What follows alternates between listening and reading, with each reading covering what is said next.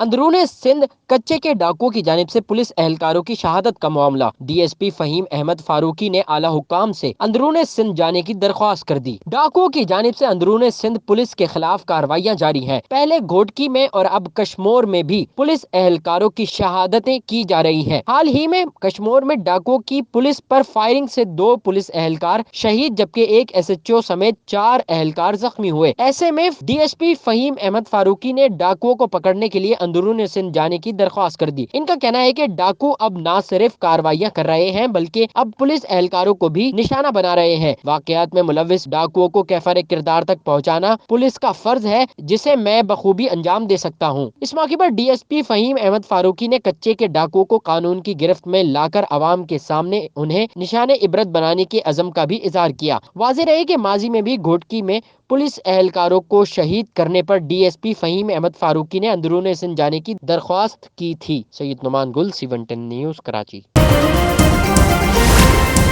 C110 news, खबर की असल खबर।